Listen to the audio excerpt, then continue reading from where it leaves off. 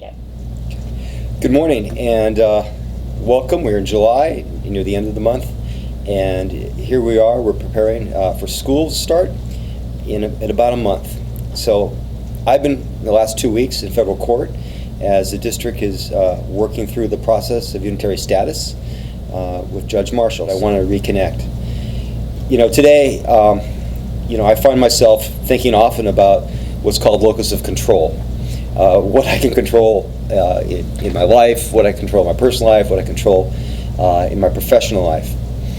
Currently, we're under the governor's orders to have options of face-to-face and digital learning. We've actually added blended learning, an A-B schedule, and the purpose of that was to ensure that we can physically distance, ensure that we can support our students both digitally and at the school site, and maintain good ventilation at the same time. Well, our current data shows that we have about 48% of our students will be in the building at any one time, and that was within our target of 50%.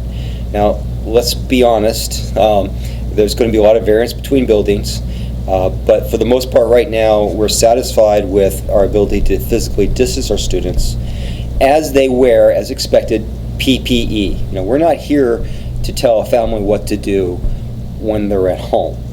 However, our expectation is that all students will have PPE during the school day, and that we will also have PPE available for our staff. We have ordered 15,000 shields. We have ordered 15,000 cloth masks for our professional staff, and 50,000 so far masks.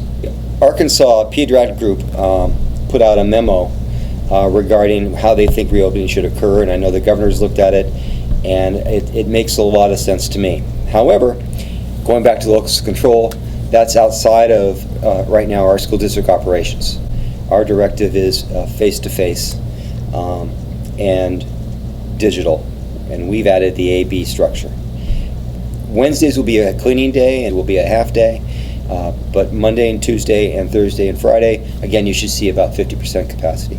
Right now, the role of the district office is really just trying to put together what CDC guidelines and Arkansas Department of Health guidelines has put in place, and we've done that through our FAQ. And please see that. There's certainly some strong guidelines, response to questions, and I can guarantee you, as we know more, probably the FAQ is going to change. It's on our district website.